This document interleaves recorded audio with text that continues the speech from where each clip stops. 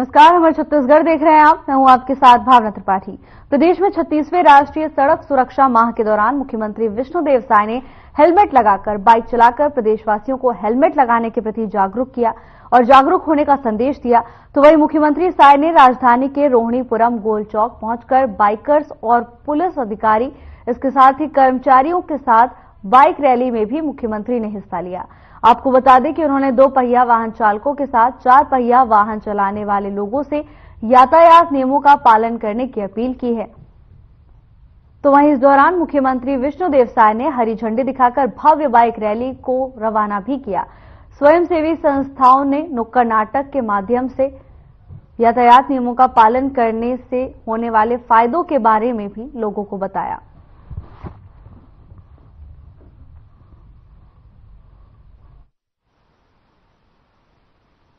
अभियान चल रहा है और सबसे आग्रह होगा कि हेलमेट लगाकर ही वाहन चलाएं। इससे दुर्घटना भी कम होगी और कभी बाई चांस दुर्घटना भी हो गई तो सुरक्षा होगा। सिर का ज़्यादा सीरियस रहता है, वहाँ चोट आने पर हेलमेट लगाने से उससे बचाव होगा। तो सभी से आग्रह होगा कि हेलमेट पहन कर ही वाहन चलाएं।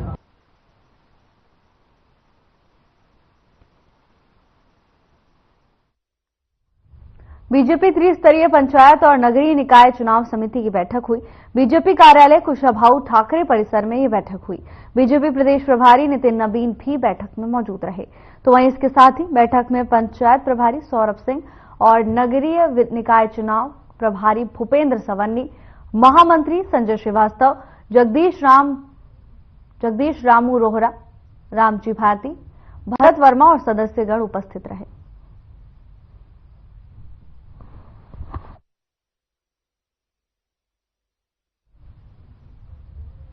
बीजेपी प्रदेश अध्यक्ष चुनाव के लिए निर्वाचन प्रक्रिया शुरू हो गई है और इसकी जानकारी निर्वाचन अधिकारी खूबचंद पारख ने दी है।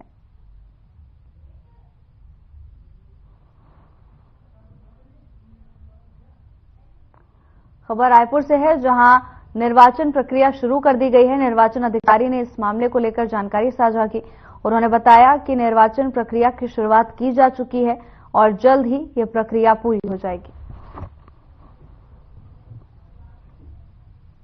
मुख्यमंत्री विष्णुदेव साय ने बिलासपुर प्रवास के दौरान नूतन कॉलोनी, नया सरकंडा बेलतरा विधायक कार्यालय सेवा सदन का शुभारंभ किया। इस अवसर पर बिलासपुर विधायक अमर अग्रवाल, बिल्हा विधायक धर्मलाल कौशिक, जिला पंचायत अध्यक्ष अरुण सिंह चौहान मौजूद थे। तो वहीं सेवा सदन में प्रतिदिन आम लोगों की समस्याएं सुनी जाएंगी और उनके निराकरण की दिशा में कार्य किया जाएगा। मुख्यमंत्री ने नए और व्यवस्थित कार्यालय के लिए विधायक सुशांत शुक्ला और बेलतरा विधानसभा क्षेत्र की जनता को बधाई और शुभकामनाएं दी। उन्होंने कहा कि जनता को अब अपनी समस्याओं को लेकर इधर उधर भटकने की जरूरत नहीं होगी।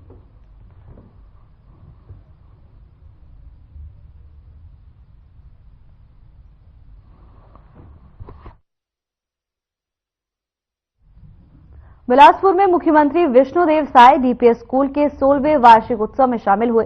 कार्यक्रम में उन्होंने उत्कृष्ट प्रदर्शन करने वाले छात्रों को पुरस्कार देकर सम्मानित भी किया। इसके साथ ही सभी को बधाई और शुभकामनाएं मुख्यमंत्री विष्णुदेव साय ने दी। कार्यक्रम में मुख्यमंत्री ने राष्ट्रीय शिक्षा नीति, पीएमसी स्कूलों की स्थापना और शिक्षक पालक बैठक जैसी पहलों को प्रदेश में शिक्षा के क्षेत्र में मील का पत्थर बताया। उन्होंने बच्चों को पढ़ाई के साथ खेलकूद और शैक्षणिक गतिविधियों में सक्रिय भागीदारी का संदेश दिया। उन्होंने कहा कि समग्र विकास के महत्व पर बल दिया। इसके साथ ही कार्यक्रम में उप मुख्यमंत्री अरुण साव और विधायक अमर अग्रवाल के साथ कई अन्य नेता और प्रशासनिक अधिकारी मौजूद रहे।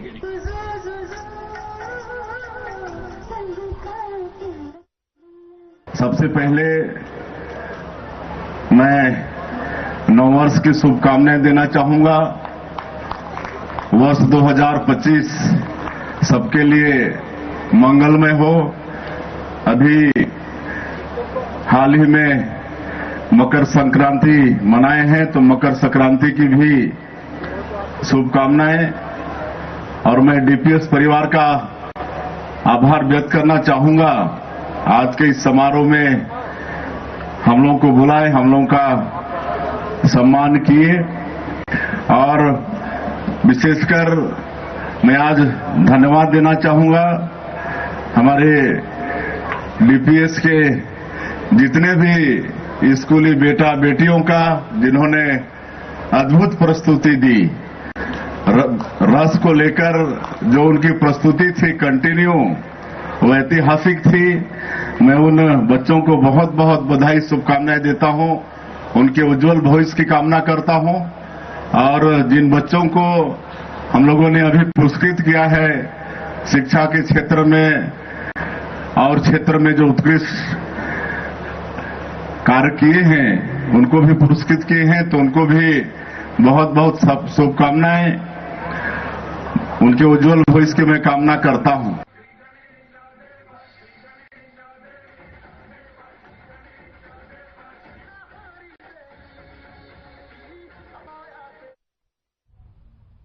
छत्तीसगढ़ के पूर्व मंत्री कवासी लखमा का मामला लगातार तूल पकड़ता जा रहा है।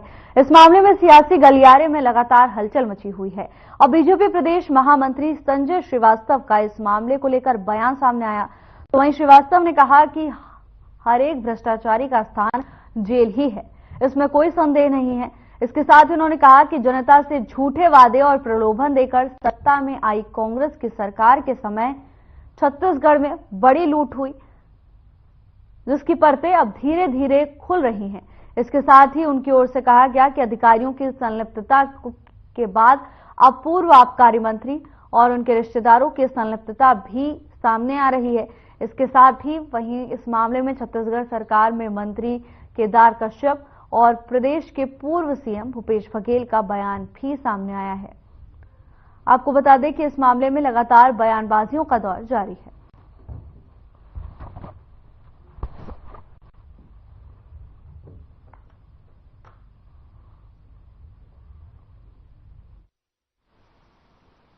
हर एक भ्रष्टाचारियों का सही स्थान जेल की सलाखों के पीछे ही होता है। 15 वर्षों की बीजेपी की सरकार के बाद तमाम झूठे प्रलोभन देकर सत्ता में आई कांग्रेस और भूपेश बघेल की सरकार ने जिस तरीके से अपने भ्रष्टाचारी साथियों के साथ में इस छत्तीसगढ़ को लूटा, परत दर पर जो चीजें सामने आ रही हैं, उसमें हर एक व्यक्ति जेल की सलाखों के पीछे जाता जा रहा है। चाहे वो रेत के घोटाले हो, चाहे माइनिंग घोटाला हो, चाहे शराब का घोटाला हो, सभी प्रकार के घोटालों में आज पूर्व अधिकारी और पूर्व कांग्रेस के नेता जेल की सलाखों के पीछे हैं। 2001 162 करोड़ रुपए का शराब के घोटाले में पहले पूर्व अधिकारी तो जेल की सलाखों के पीछे हैं, अधिकारी जेल की सलाखों के पीछे हैं, लेकिन अब इसकी आंच मंत्री तक गई और तमाम जांच के बाद जो सबूत सामने आए, उसमें पूरी संलिप्तता पूर्व आबकारी मंत्री कवासी लखमा और उनके साथियों की, उनके बेटों की दिखाई दी। इसलिए आज वो जेल की सलाखों के पीछे हैं। उन्होंने गलत कृत्य किया, जेल की सलाखों के पीछे चले गए, गिरफ्तारी हुई, लेकिन इन सबके पीछे, इस पूरे षड्यंत्र के पीछे सरगना कौन है जिस पर सबकी निगाहें हैं? आज जनता जानना चाहती है कि आखिर इस तरह के षड्यंत्र के पीछे कौन है और इस जांच की आंचें जो हैं वो कब तक वहां तक पहुंचेगी।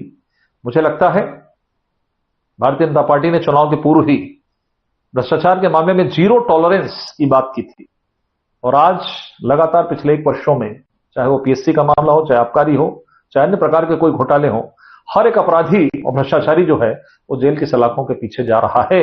यही विष्णुदेव साय का सुशासन है और यही विष्णुदेव साय सरकार की जीरो टॉलरेंस भ्रष्टाचार के मामले में है। मुझे लगता है आज जनता प्रसन्न है और भ्रष्टाचारी जेल की सलाखों के पीछे है। छत्तीसगढ़ की धन संपदा को लूटने का काम, यहाँ पर भ्रष्टाचार को बढ़ावा देने का काम तत्कालीन कांग्रेस की सरकार भूपेश बघेल जी ने किया। कवासी लखमा तो मोहरे हैं। आज जितने भी मुख्यमंत्री के तत्कालीन मुख्यमंत्री नदी के रहे, आज सारे के सारे जेल के सलाखों के भीतर में है। वो इस बात को दर्शाता है कि पूरा जो मुख्यमंत्री निवास है वो कहीं न कहीं से पूरे प्रदेश में भ्रष्टाचार को अंजाम देता था और यहाँ की धन संपदा, यहाँ के जितने भी भ्रष्टाचार करके पैसे गांधी परिवार को भेजा जाता था। यहाँ की छत्तीसगढ़ की जनता का गाड़ी कमाई गांधी परिवार, सोनिया गांधी, राहुल गांधी तक पहुंचता था। और दुर्भाग्य है कि ऐसे लोग हमारे छत्तीसगढ़ के मसीहा बन करके बैठे थे। लेकिन आज विधि का विधान है और जिस तरीके से उनके जो लोग हैं वो एक से बढ़कर के एक भ्रष्टाचार में फंसते जा रहे हैं और उनको जेल के सलाखों का मुंह देखना पड़ रहा है। और कहीं न कहीं से आज वो मोहरे के रूप में इस्तेमाल हुए थे, वास्तविक चेहरा भी आना बाकी है। जो कवासी लखमा के बारे में 2021-22 की घटना है, ईडी ने कार्रवाई की और 3 साल हो गए।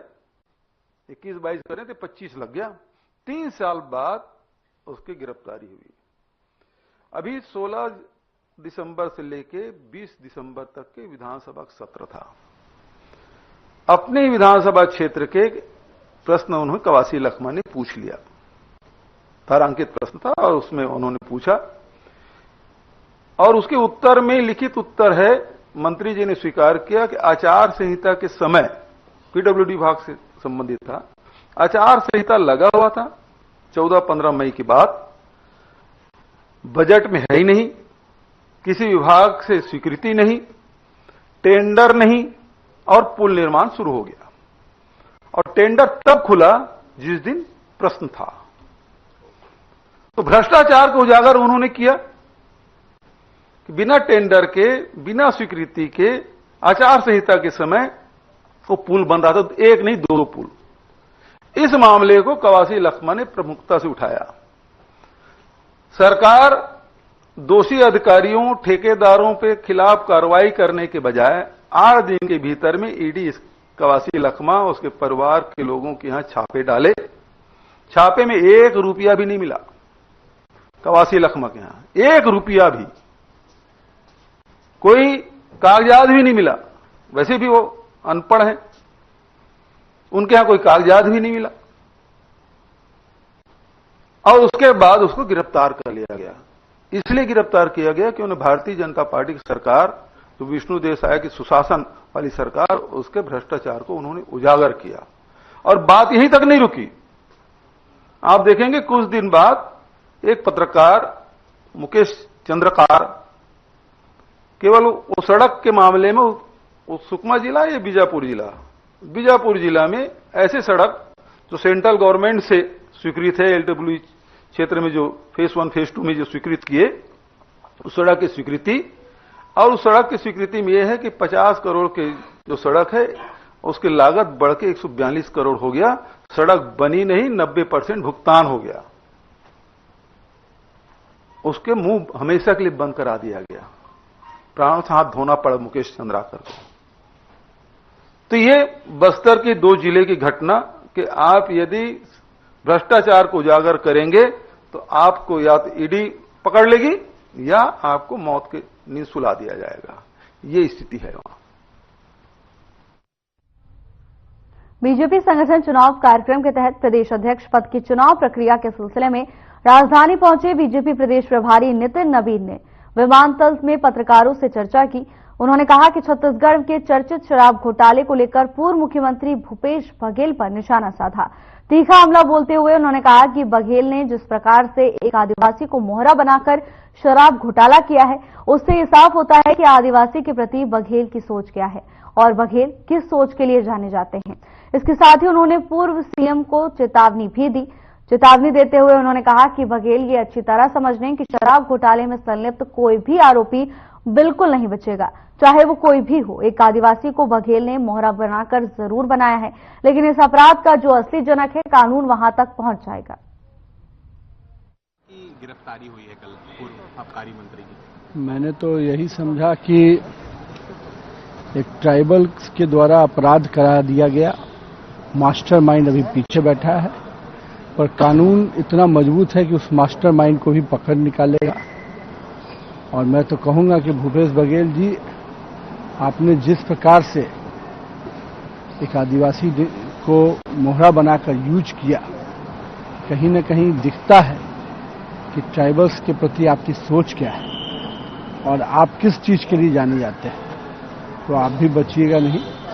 ट्राइबल्स को मोहरा जरूर आपने बनाया है, लेकिन इस अपराध का जो असली जनक है कानून वहां तक भी पहुंचेगा। ये लेकिन बार बार ये जो पूरी कार्रवाई होती है उसमें भूपेश बघेल से लेकर तमाम नेता अब ये कह रहे हैं कि जितना ये जो केंद्रीय एजेंसियां हैं वो अपने आकाओं के कहने पे कार्रवाइयां करती है। भैया ये 2000 करोड़ का घोटाला तो उसी के समय निकला था ना, और केंद्रीय एजेंसी तो कई बार उनके पास भी रही है, विभिन्न राज्य सरकारों में रही है। यही भूपेश कहते थे कि डॉक्टर साहब की सरकार जाने के बाद कि हम ये करेंगे वो करेंगे। 5 साल तो सरकार थी उनकी, क्यों नहीं कुछ कर पाए?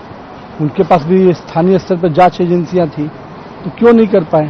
क्योंकि तथ्य नहीं थे, और आज तथ्य है, इसलिए आप पे कार्रवाई हो रही है। आज नामांकन की प्रक्रिया भी होगी और निश्चित रूप से भारतीय जनता पार्टी का जो स्वस्थ परंपरा है कि बूथ अध्यक्ष से राष्ट्रीय अध्यक्ष तक का चुनाव होता है, हम लोगों ने मंडलों और जिलों के चुनाव को समाप्त किया। अब प्रदेश अध्यक्ष के चुनाव की नामांकन और कल प्रदेश परिषद की बैठक में उसकी घोषणा।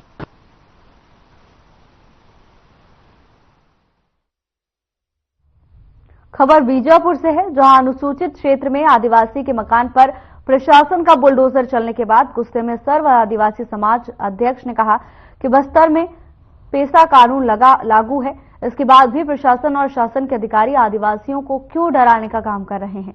पंचायत की अनुमति के बिना आदिवासी के मकान बुलडोजर चलाने का अधिकार किसने दिया? पूरा मामला गंगालूर का बताया जा रहा है।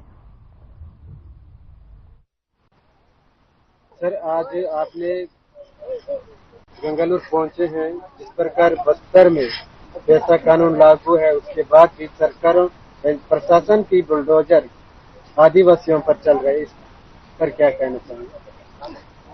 ये बस्तर संभाग से लेके हमारे सरगुजा से लेके अपना बीजापुर जिला, सुकमा जिला, सभी में पैसा कानून 5वीं अनुसूची 6वीं अनुसूची क्षेत्र है, ट्राइबल क्षेत्र है। इस ट्राइबल क्षेत्र में पैसा कानून 1996 से लेके 2022 तक का जो है पैसा कानून लागू है। या 5वीं अनुसूची 6वीं अनुसूची में किसी प्रकार का भी सरकार जो है पैसा कानून के दायरे में जितने गांव है, ग्राम पंचायत है, जितने भी क्षेत्र है, जब तक पैसा कानून के ग्राम सभा से अनुमति बगैर कुछ भी करने का सरकार नहीं कर सकती। अनुमति लेने के बाद ही जो है इसका कर सकते। सर क्या करें? ये जो पंचायत की जो प्रस्ताव दिए थे, पंचायत प्रस्ताव को जो दरकिनार करते हुए सरकार जो है ना इसको ग्राम सभा को उचित नहीं समझा होगा, इसीलिए जो है ये जो बुलडोजर चलाए हैं, ऐसा नहीं होना चाहिए था। ये पंचायत का भी उल्लंघन हो गया है। पंचायत के जो अधिनियम है, पंचायती राज अधिनियम का जो भी नीति नियम है, उसका भी उल्लंघन किया गया है। क्योंकि एक बार जो भी ग्राम पंचायत से प्रस्ताव जाता है उसमें सरकार को भी मानना चाहिए था, सरकार को भी इस पर अपना जो है पक्ष रखना चाहिए था कि ग्राम सभा प्रस्ताव आया है तो इसे हमें ग्राम सभा से भी पूछ लेना चाहिए, वहां के लोगों से थोड़ा सहमति लेना चाहिए कि वहां से लोगों से और कुछ पंचनामा वगैरह करना चाहिए कि मकान तोड़ना है कि नहीं तोड़ना है, ये सब पंचनामा भी लेना चाहिए था। ये सरकार नहीं ले पाया, अवैध रूप से इसको जो अचानक आके इसको तोड़ दिया गया, क्योंकि वो घर मालिक जो है उसके पास कोई दस्तावेज नहीं था, ऐसा यहाँ उल्लेख किया गया है। परंतु ये जो पूर्वजों से यहाँ ये लोग रह रहे हैं, जी रहे हैं, खा रहे हैं, रखवाली कर रहे हैं जमीन का, जल जंगल जमीन जितने भी यहाँ हैं, अपने दादा परदादा से रह रहे हैं, इनको तो सरकार को अगर जल जंगल या जमीन में पट्टा नहीं है तो पट्टा देना चाहिए था। पीड़ित परिवार को मैं ये चाहता हूँ उसको वहाँ घर बना के देना चाहिए। इसका जितना भी संपत्ति, अचल संपत्ति की नुकसान हो गया है, इस नुकसान का भरपाई सरकार करे और करने के बाद उसका जो भी जितना भी कर उसका मकान बन गया तो उसको मकान का फिर से बना के देना चाहिए। क्योंकि गरीब है, एक एक रुपये का, एक एक पैसे का उन्होंने मेहनत करके, मजदूरी करके या फिर अपना पेट पार के कहीं से भी इतना जो संपत्ति बना के जो घर बनाया था वो नुकसान करा दिए सरकार, इसमें उनको जाना देना चाहिए।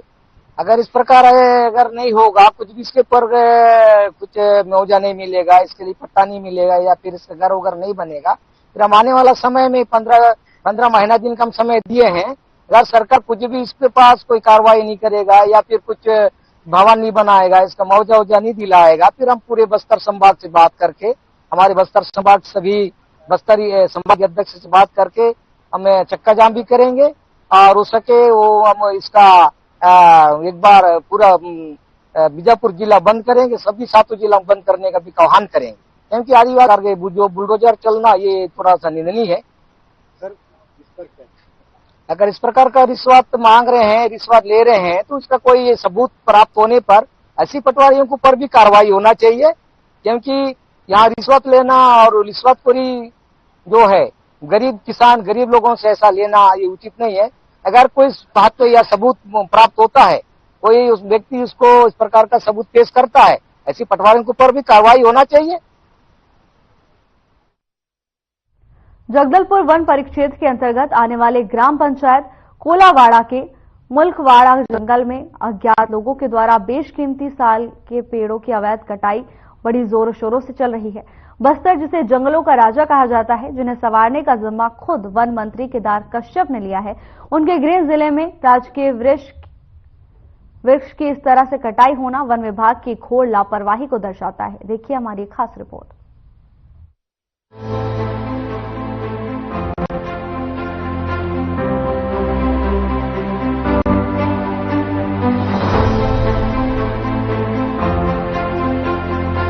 जहां एक तरफ जंगलों को बचाने के लिए राज्य सरकार करोड़ों रुपए खर्च कर रही है, वहीं दूसरी तरफ जिम्मेदार वन परिक्षेत्र अधिकारी और वन रक्षक के मौन रहने की वजह से 5 एकड़ में लगे सैकड़ों साल के पेड़ों की अवैध कटाई हो रही है। हमारे संवाददाता जब मौके पर पहुंचे तब उन्होंने देखा कि चारों ओर पेड़ कटकर गिरा हुआ है और सैकड़ों पेड़ों पर कुल्हाड़ी चलाकर सूखने के लिए छोड़ दिया गया है। वहीं ग्राम सरपंच आशाराम नाग से बात करने पर उन्होंने बताया कि पंचायत स्तर पर किसी भी प्रकार की उन्हें कोई जानकारी नहीं मिली है।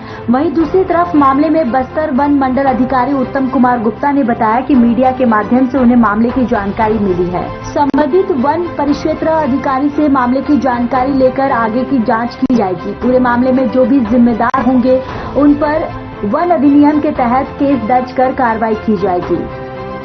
वही हमारे साथ मौजूद हैं इस पंचायत के सरपंच। हम उनसे जानने की कोशिश करते हैं कि आखिर उनके नाक के नीचे से इतनी बड़ी कटाई हुई तो हुई कैसे, और क्या उन्हें इस बारे में पता है या फिर वो क्या जानते हैं। जी पहले तो अपना परिचय बताएंगे। जी मैं कोलावाड़ा पंचायत का सरपंच का पति हूँ आशाराम नाग। जो आपके क्षेत्र में जो कटाई हुई है, इस कटाई के बारे में आपको क्या पता है? इसका जानकारी मेरे को नहीं दिए, तो गाँव वाले भी नहीं दिए, ग्रामीण लोग नहीं दिए मेरे को। तो आपको पता नहीं चला कि यहाँ पे कटाई हो रही है? इस प्रकार से नहीं दिए, पंचायत में नहीं दिए इसका जानकारी। तो आपको क्या लगता है कि 5वें अनुसूचित क्षेत्र है, यहाँ पर जो है अगर कोई जंगल काटा जाता है या फिर कहीं भी कुछ भी चीजें होती हैं तो सबसे पहले जो है पंचायत को उसकी खबर होनी चाहिए? जी जी जी बिल्कुल होना था। तो आपका यहाँ से लगभग आपकी पंचायत की दूरी कितनी होगी? 3-4 किलोमीटर पड़ेगा। 3-4 किलोमीटर। फॉरेस्ट यहाँ पर किस प्रकार से अपना कार्य करते हैं? इसमें तो जो कटने वाले को तुम रोकना जरूरी था। तो यहाँ से नाका कुछ पड़ता है आगे पीछे? यहाँ से मतलब 2-1.5 किलोमीटर पड़ता है। कौन सी नाका है वहाँ पे? अपना नेतानार नाका। नेतानार नाका। और यहाँ के जो बीट गार्ड या फिर रेंजर कौन किसके अंडर में आता है? ये तो वहाँ का जो नहीं मालूम जो अधिकारी को। ये जो वन परिक्षेत्र अभी नया नया है कोई, तो ये जो वन है जो जंगल है ये किस परिक्षेत्र के अंतर्गत? अपना पंचायत का मतलब जो किस रेंज में? इसमें बदल का आता है, बदल का। अच्छा, और आपको मतलब क्या लग रहा है कि इसको जो ये जो मामला यहाँ पे दिख रहा है, आपको साफ साफ दिख रहा है कि लगभग 5 एकड़ में यहाँ पर जो है हजारों पेड़ काटे गए हैं, जो कि सरगी जैसे, जो कि साल जैसे, जिनको इमारती लकड़ी कहा जाता है, ऐसे पेड़ों को काटा गया है। इसमें पंचायत के द्वारा किस प्रकार कार्रवाई की जाएगी इनके ऊपर? इसमें तो रोक लगाना जरूरी है। हाँ। जैसा कि हमारे साथ में मौजूद थे यहाँ के सरपंच, उन्होंने कहा कि इसे रोक लगाना बहुत जरूरी, क्योंकि जिस प्रकार से यहाँ जो इमारती लकड़ियां हैं, जो सरगी, जो साल जो हम बोलते हैं, जिनसे काफी सारे फर्नीचर्स बनते हैं, उनकी जिस तरीके से कटाई हुई, कहीं ना कहीं ये एक ऐसा सवाल पैदा करता है कि क्या फॉरेस्ट विभाग, क्या वन विभाग के नाक के नीचे से ये कटाई हो रही है। जो 5.5 एकड़ में आप देख सकते हैं कि पीछे 5.5 एकड़ में जो है इसकी कटाई हुई है, और इस बारे में जो है यहाँ के स्थानीय सरपंच तक को पता नहीं है, वो भी नहीं जानते, या फिर उन्हें पता है या वो कुछ छुपा रहे हैं, या फिर कोई फॉरेस्ट विभाग इस बात को अनदेखी कर रही है, या फिर उनके भी कुछ ऐसे चल रहे हैं कि उन्होंने भी इसकी जानकारी लेना उचित नहीं समझा। मैं चुमन कुमार दास, हर खबर जगदलपुर। नमस्कार, इस वक्त हम मौजूद है जगदलपुर रेंज में आने वाले कोलावाड़ा पंचायत में, जहां पर जो है हम यहाँ पर जब आए तो हमने यहाँ पर देखा कि जो साल के जो वृक्ष हैं, साल के वृक्ष लगभग 5.5 एकड़ में हजारों की संख्या में यहाँ पर पेड़ों को काटा गया है, जिसकी जानकारी किसी को नहीं है। और जो सबसे बड़ी बात हम देखेंगे कि किस तरीके से यहाँ पर अवैध कटाई की जा रही है और यहाँ के गांव वालों को इस बात की कोई भनक नहीं, ना ही यहाँ फॉरेस्ट विभाग को कोई भनक नहीं, ना ही यहाँ किसी चौकी को भनक नहीं। मैं दिखाना चाहूंगा कि किस तरीके से जो लकड़ी के जो तस्कर हैं आखिर किस तरीके से अपना कार्य करते हैं। ये जो पेड़ जो यहाँ आपको दिख रहा है, इस पेड़ में पहले तो इन्होंने जो है कुल्हाड़ी मारकर इस पेड़ में कुछ छिलकों को बाहर निकाला है और इस छिलके जब बाहर निकलते तो जो पेड़ है। फिलहाल के लिए बस इतना ही। जल्द हाजिर होंगे नई अपडेट्स के साथ। नमस्कार।